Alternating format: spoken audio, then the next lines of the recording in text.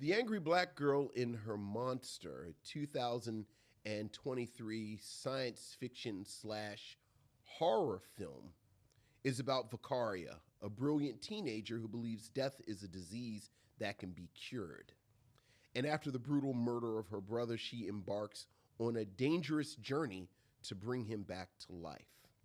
This loose retelling of Mary Shelley's novel Frankenstein was written and directed by Bomani Story and stars Lea DeLeon Hayes, Denzel Whitaker, and for fans of The Wire, Chad Coleman. Mm-hmm. This was the choice of Lynn Webb as we begin our yearly foray into the horror and supernatural here on the Micheaux Mission. Lynn, what do you have to say about the Angry Black Girl and Her Monster? I got a few things to say about this film. First of all, I went into this knowing nothing about the film. Mm-hmm. I kind of heard it tangentially. I think I may have even heard it on the Ghouls Next Door podcast. Yeah, I mean, it had a little buzz. Yeah, it had a little bit of buzz. But went into it knowing that it was kind of like tweaking with Frankenstein, but thinking that because of the whole angry black girl part of it, and seeing that the girl was going to be like a younger person, thinking that it's probably going to have like a little bit of a quirky tone to it, right? So when this movie opens and there is a very, very haunting scene of the black girl, our title character, and I just want to get her name. Vicaria, right. Vicaria. A haunting scene of her relating the loss of her mother to gun violence, and the depiction of that violence in like kind of like sepia tones, slow motion, very artistically violent, but without showing directly the violence. You're seeing the result of the violence, and even then is only in flashes. And that scenery, that scene being very effective in setting you up for what the role of gun violence in Vicaria's life, and the toll that it takes on her family, because soon after she loses her brother to gun violence. You know, her mother's, catching a stray bullet is what ignites anger in her brother that turns him into, away from, more of an idyllic life into the streets, into the gangs. And then he falls victim to gun violence. It's her father, the Chad Coleman character, falls into depression and back into addiction. And it is all because of what the violence of their neighborhood, right, of this urban setting, has done to this family. And throughout it all, Vicaria, in a love of science, a respect for education, I think turns to the study of death as a symptom, and tries to find a way to deal with death as, I think I can find the answer to death. Right. The other side of it. Right. I can cure it. I can cure death because it's nothing but a symptom. It's something to be cured. And that becomes her mission. And you can see in the way that she lives her life, because she's smiling, she's effervescent about the science of this. she knows her stuff. It's because this has given her purpose. This has given her a reason to wake up in the morning, direction in her steps, intention in her goal, and that is where she is devoting all of her energy to evoke joy out of solving this riddle. And the tweak that imparts on the whole Frankenstein, mystique that this plays around with.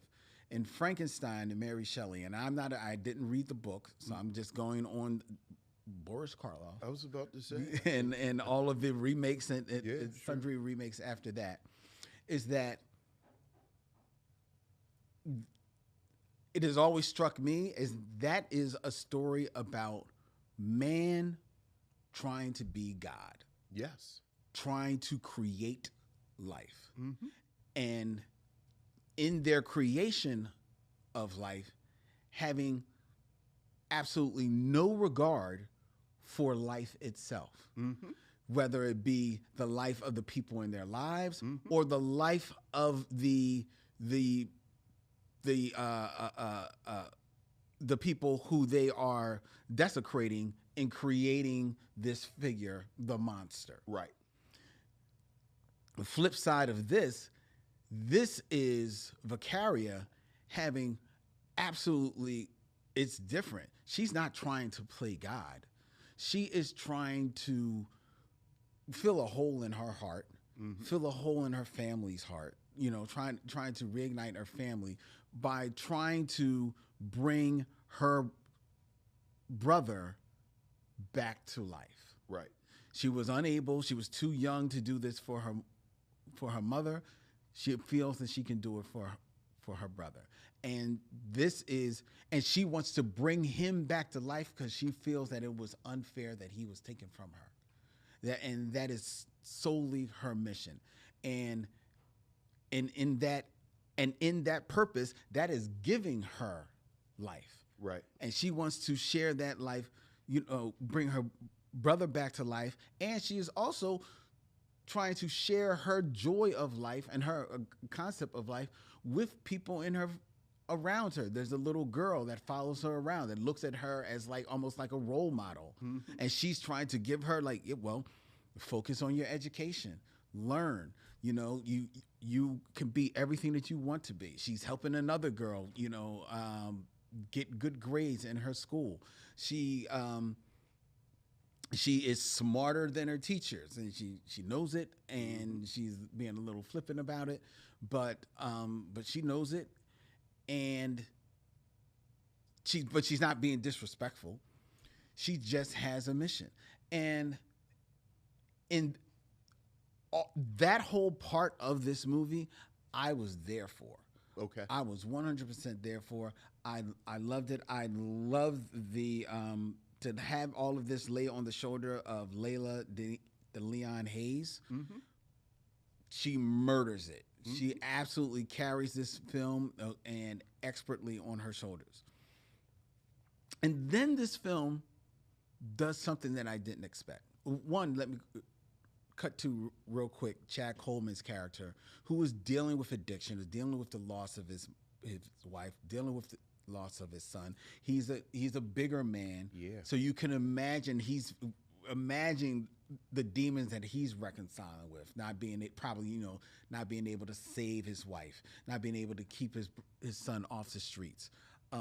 Falls into addiction, and now how much is he really there for his daughter? Because right. now it's just his daughter. His daughter basically has to tuck him in every night. But when she gets in trouble in school, he shows up in that school, and he is daddy on the spot. Oh, yeah. Because I'm dealing with my demons, but I know what my daughter is. Right. And I know what she is not. Right. And you are not going to, Miss Teacher, are not going to tell me what my daughter isn't. Right. And that is a good student. And she is going to be here. She's going to be a good student. And all this other stuff, that's all BS. I don't got time for that. fantastic scene, absolutely fantastic scene. But where this movie takes a bit of a twist, her brother, who died, got involved with the gang, the local gang, in this housing project where she lives. Yeah. And if they ever say the city, I don't believe it. They do. Yeah, I don't think they do. But it's definitely an urban setting. Yeah. Kind of like reminiscent of The Wire a little bit. And you see Vicaria has some run-ins with the gang there, the dealers, and they are a gang. I think they're Bloods because they got like red handkerchiefs. But over the course of the film, and I don't want to give this away because I don't want to spoil this movie because I think this is a movie that people should check out. The antagonist of the film, Yes. all of a sudden, is her sidekick. Yeah, Kango. Kango is her sidekick in this movie. Kango. And when when it makes that turn, it's earned. Yeah. It's 100% earned. It doesn't feel false. It doesn't feel like it's trying to become something that it's not, and it actually ignites the ending of the film because it gets into a little bit of a stop and repeat of beats a little bit in the middle, but it kind of like gives some energy towards the end of this film. Yeah. And I was like, yo, okay. I didn't see that coming. I didn't see, which then offers a commentary on Vicaria and her viewpoint on life as well versus Kango's viewpoint on life and what they both feel like they need to do to get through life. Right. And they're not as far apart as they thought they were. Yeah. Yeah. And I at the end of the day was like, wow, this movie really sold me. And not that I wasn't enjoying the film, but I thought it was one of those films that once you kind of like see how things are going, you think you can kind of like write the ending and see where this is going. And I didn't. Did it land where I kind of thought it would? Yeah. But the route there, I didn't see it getting there at all. Ultimately, it lands there.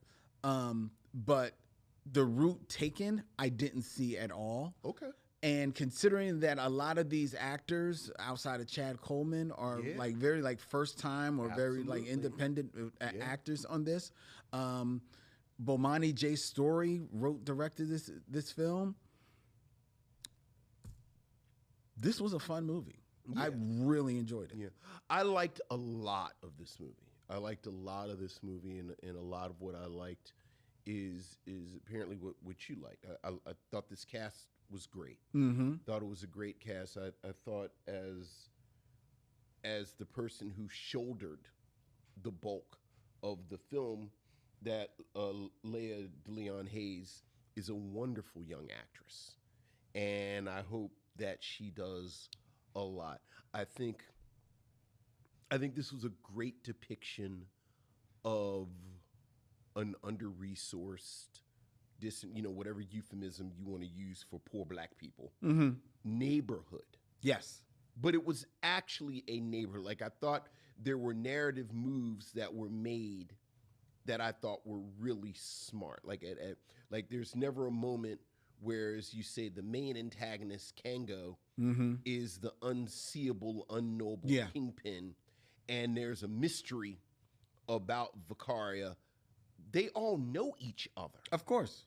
There's a moment where so they're all within 20 feet of each other. And they say, Vicaria, is that you? And as you said, this gang leader, Kango, makes these narrative moves that aren't like, he's not Nino Brown. No. Just because of the nature of his profession, just because the nature of the economic framework of this community, he is the drug dealer. He is he is a criminal, but he operates in a way that is understandable. Yes. I think as a riff on the Frankenstein stories, you said you didn't read the novel, but you've seen the movies, and I think just sort of as a pop culture phenomenon, everyone knows the generalized beats of Frankenstein. There are these hints that Vicari is the mad scientist, and I love that. Like, there's a very graphic scene of her sewing up bodies that I like the fact that story didn't back away from that aspect of the Frankenstein mythos. Like, there should be a bit of body horror. There should be a bit of acknowledgement that she is utilizing this meat. There's a moment early on where she wants to scare off a child from where she is working, right? Where she displays a bit of the mania that I like in Frankenstein, and I loved all of that. I think where I moved from love to like, honestly, is that he didn't lean into the Frankenstein as much as I wanted him to. You know, whether you read the book or you've seen the movies, I think the thing that is consistent in both Mary Shelley's book and the movies, as you said, Frankenstein is the monster. Right. Because this creating life is an affront to God. So that very quickly, whether you're talking about the most famous version with Boris Karloff, or you're talking about the novel, very quickly you see that the doctor is the one. Right. Who is the real monster. Exactly. And that the creature is an innocent. That's the sympathetic figure. And the decision to make the raised monster, in this case, the body of her brother, into almost, speaking of horror movies, a Michael Myers Halloween character, I found disappointing. And what I always say about disappointment is that kind of built into disappointment is a compliment. Because if I'm disappointed in you, that means that I had greater expectations. Like, there are some people that I'm never disappointed in because I have no expectations of them whatsoever. So if I'm disappointed in you, that means that I thought you could do better. And so much of this film, the pieces are there. Like, I love the fact that this film, similarly to another film that we watched that we both loved, See You Yesterday, really is about the trauma that so many of us deal with, and particularly children, and frankly, particularly girls, who deal with the aftermath of the violence that so many of our communities see. And then how do I deal with that? How do I reconcile with that? And I love these. I'm sorry, just real quick. I don't want to lose that thread. Why did you say particularly girls dealing with that? Because I think when we talk about boys, we are oftentimes at the site of the violence. Right. Gun violence, drug violence, this violence, that violence. And when we talk about it, you know, someone died in a shootout. Someone died because of a deal gone by.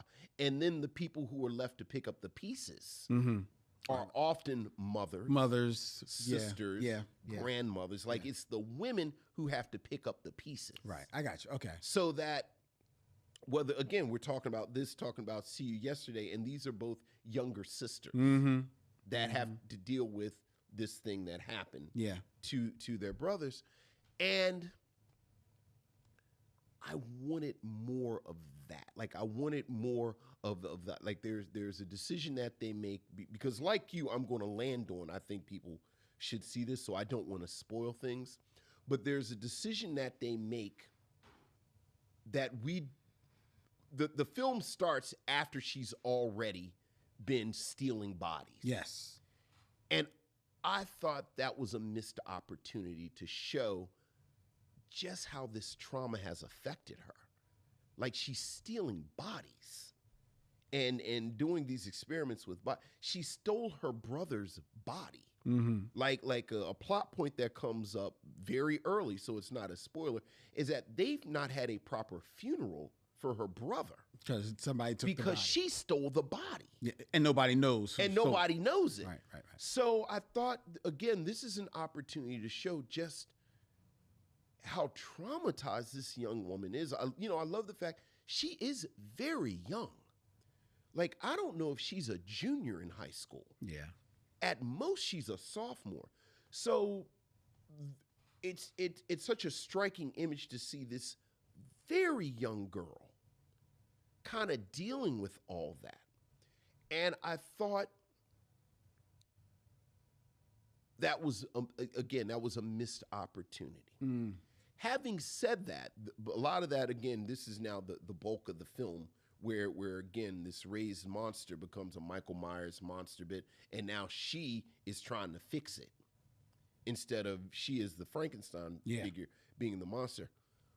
I thought the last 15 minutes actually crackled. Yep. Like, actually, like, there is something that happens in the last 10, 15 minutes that retroactively I thought made this film great. And for a film that I love the beginning. I actually love this concept. Story makes a narrative move that I wouldn't have made, but if I should make my own movie, this is movie. But I thought it absolutely nailed and stuck the landing. So that, like you, I end up really liking this film too. I do want to mention, you talk about the scene of where she is stitching the bodies together. Yeah, oh yeah. And it's a very graphic scene. Yeah. Very graphic. And she's all but chuckling like a mad scientist. She is. Yeah.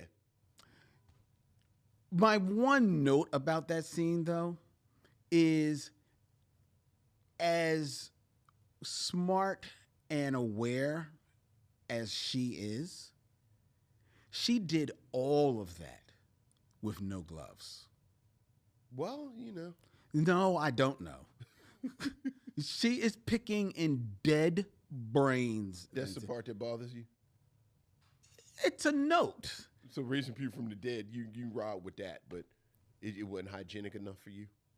Well, first of all, she did a little something under her nails. Look, we talk about wanting movies that the characters to act at the height of the intelligence that they show on the screen. Like some hand sanitizer. This person could bring people back to life. She's made a makeshift laboratory inside this abandoned building. Right. She's jury rigged. I was about to say she like in the Bronx in 1978 about to throw a party. Right. She's turning on lights. The lights are flickering. People microwaves are going off. It's like everything's going off. Expect a Special K to be on the turntables. That is a person who would wear gloves before she sticks her hand. She is literally holding a heart, Vincent. Well, she was holding a heart with no gloves. That's the part that's your note. It's a note. It's a note. Yes. Okay. Yes. If I was with Shudder, who produced this, that would be my note. We need to reshoot this or maybe fix it in post. Can we get at least one scene? Like a green screen and put the gloves on her? Something. Yes. Something with the gloves. I'll give you $5,000 for special effects to turn that moment. Put the gloves on. Gloves on her. At least on the heart. At least on the heart. That bothered you the most. It's a note. Right. I'm saying it bothered me. Okay. It's a note. Okay. I have a note for it. You have a note. All right. That is my note. Sure. Okay. That's all. It's a note. I still like the film. Yeah, I know.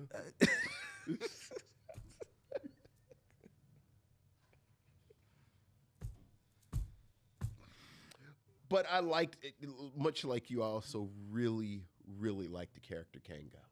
Yeah, who knew? I really liked him. Well, I say as that an antagonist. I said that to say who knew. I want to look up exactly who that actor, because he actually was so good that That is Denzel Whitaker. Denzel Whitaker. Mm-hmm. He is so good because he's not an imposing figure, physically. Right.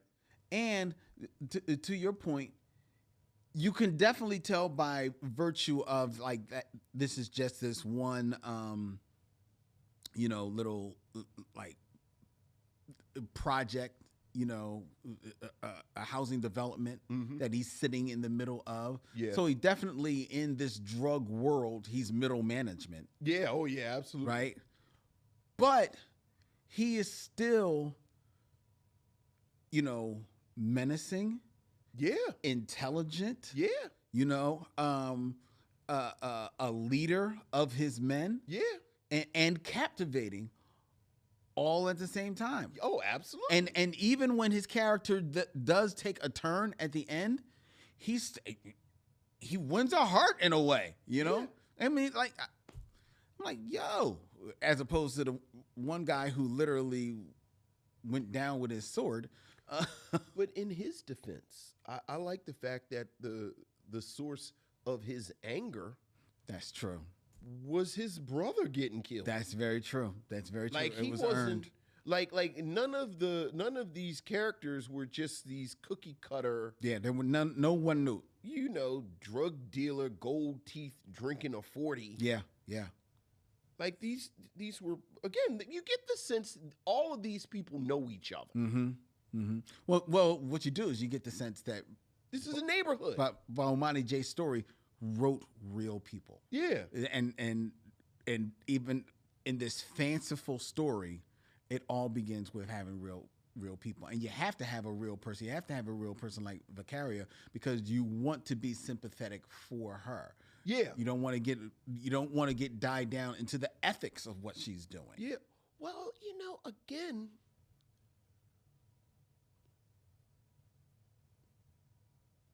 I love the message. And again, I immediately thought about See You Yesterday. Oh, yeah. Because that's the movie I thought the tone would be. I love the message that you can't fix this. Mm-hmm. Time travel, raising corpse from the dead, that's not going to fix this trauma. That's not going to fix this situation. Yeah. I understand why you think it will, but it's not. Mm-hmm. And yeah. Wow. Interesting. That was also kind of like the story of the Marvel series Ironheart to a degree. Look, again, I think Ironheart is a perfect text to add to this because I do think we talk about the violence, we talk about, again, all of these challenges, and we tend to focus on men and boys. Yeah. Men get hurt, this, that, and other. Boys get pulled into this, that, and the other. And certainly, not to say that women don't have to deal with violence personally and it affects them. But I do think, again, these three texts, like you said, and now you fold in Ironheart, you have these three young women grappling with trauma. Yeah. And doing it in a way other than a way that's actually going to be effective. Mm-hmm. And then everything kind of goes from there. Yeah, poor Ironheart sold her soul to the devil. I know. I don't know if we're going to get another season. I know. Like we just reread and just sold her soul to the devil. Like that's it. That's it. I'm looking here on the chat. I see George Cremona said, Len, don't ever watch The Nick. I actually have watched The Nick. I've watched both seasons of The Nick. I enjoyed the hell out of that show. I don't even know what that is. That's the show with Andre Holland and Clive Owens about a New York hospital in the, I guess it's like the late 18th. Oh, is that the old-timey show? Right, Andre Holland is old-timey Negro doctor. Yeah. Right. It's a good show, though. What the hell was that? It's not. I have very little tolerance for old-timey white people. But it's a. Let me guess. He's a very good doctor, but he spends the whole time trying to prove his worth to these people that don't believe that he's capable? Is there part of that? Of course, but no, that's not the show. That's not the show. I'm talking about Andre Holland's role in it. No, Does he go? no, because he quickly does prove his worth. Now, does he have to fight for his place? Sure. Yes, he does. But he has his own demons that he is fighting as well. But the show primarily revolves around Clive Owen's character, who's got a boatload of demons that he's dealing with. It was a good show. Y'all don't want no parts of it, do No, I don't think you would. I don't think you would stick with it. I can go like 1972 with white people. I don't think you would stick with 1972 white people. That's as far back as you go. Back as I'm going. 1972. That damn Don Draper seduced me. You didn't like Mad Men? I'm saying that was my one exception. That's excellent. Like Mad Men pulled me in, that damn Don Draper. But besides that, I go 1972. Ah, Vincent. Yeah, because before 1972, I'm not. Yeah. Oh, come on, Vince. They're gonna be saying some. Yeah, they're gonna be saying some wild shit, huh? I don't have to.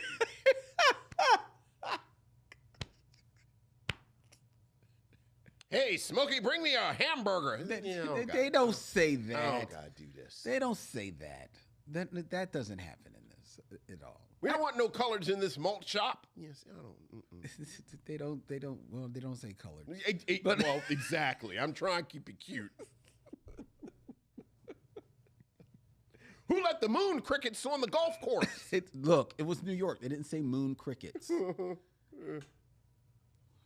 don't know if anyone's ever said that except Pat Nixon in Black Dynamite. You know, that's my favorite racial slur of all time. Moon cricket? Moon cricket. She called Black Dynamite a moon cricket.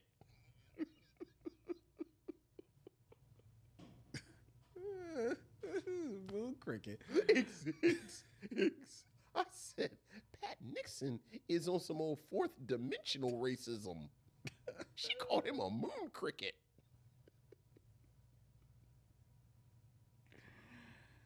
Oh, God. Oh, man. I was just watching. What was I just watching? And this guy called this black person. Oh, I can't. And remember, within our gates, the woman called us lumberjacks. She said black people were something in lumberjacks. Remember, she said, because remember, the nice lady wanted to donate money to the black school. And then the woman said, you shouldn't waste your money on them. And and she called us like something in lumberjacks. It's like, lumberjacks? What kind of racial slur is lumberjack? So lumberjacks and moon crickets. Oh, I know what it was. I can't remember what I was watching. I think it was old timey. It was before it was some white people before 1972, wasn't it? It was old timey. But this guy referred to a black guy as, what did he called him? Stovetop. Yes, I don't have to subject myself to that. I think it was stovetop. Or chimney sweep. Was it British? It wasn't chimney sweep. It was because I had chimney sweep. It wasn't. Was it chimney sweep? Was it British? It was British. It was probably chimney sweep. It probably was. It was chimney sweep. We called him chimney sweep. Yeah, that's old school. That's old school British. It probably was chimney sweep. It probably was chimney sweep. Come on, old chimney sweep. Remember the Savage Children in To Serve With Love called. That's what it was. They used to call Cindy. Yeah. That's what it was. We were watching To Serve With Love. Hey, chimney sweep. They called him chimney sweep. Call him chimney sweep. Ask him when he cut his hand, does ink come out? Yeah. Oh yeah. Yes, we just watched that movie again. Oh yeah. Mark Thackeray had to civilize these savages. Sit down. Sit down. This is a fork. We call these napkins. You ladies should be ashamed of yourselves. Ladies should be ashamed of yourselves. Open up those windows and get that stench out of my room. I'm Mark Thackeray. I'm here to civilize you savages. Oh, God. Call blimey, governor. What's that? We call this a salad.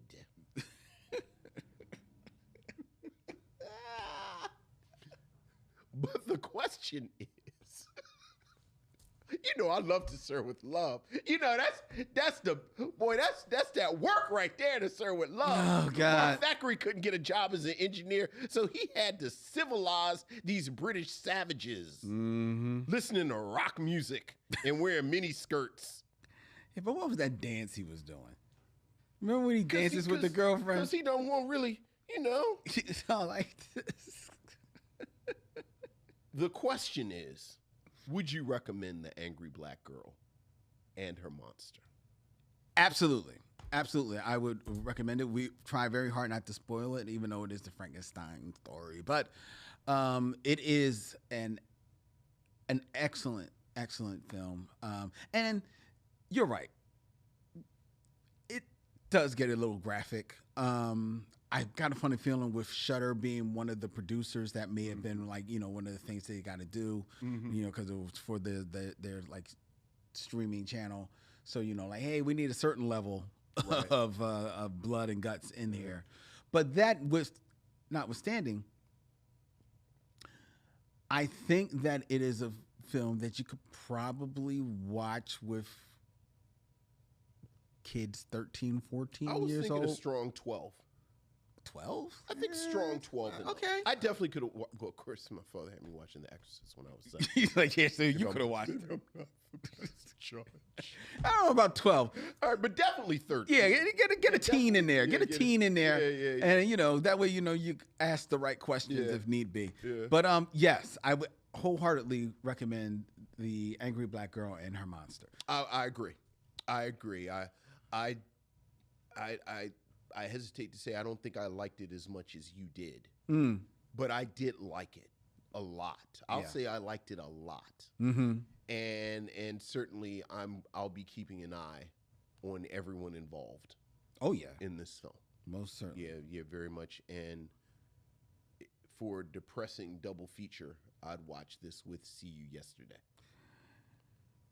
You know what? You're saying that, and you're right. You're right. It would be a depressing double feature. The crazy thing is that this one is probably the uplifting one. This one is more uplifting than we See You Yesterday. Oh, because that poor baby is probably still on that hamster wheel. I know. All right. On that note,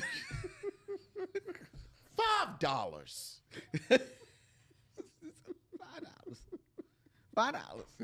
$5. That's all. $5.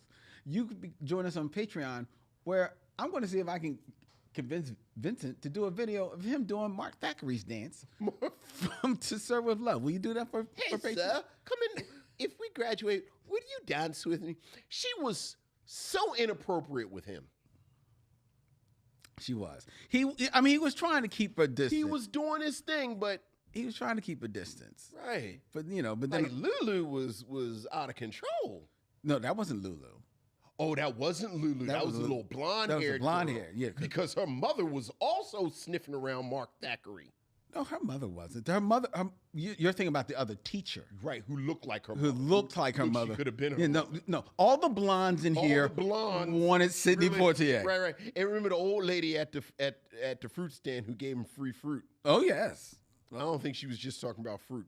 Oh, never mind her. The old ladies that were on the bus in the beginning of the movie. Right. Oh, I like to stick her this way, guy. Oh. I don't understand what you're saying, but it sounds nasty. Oh, it definitely was. It definitely was. She was squeezing his leg and everything. Oh, man. no. Now, on that note. That is our review of The Angry Black Girl and Her Monster.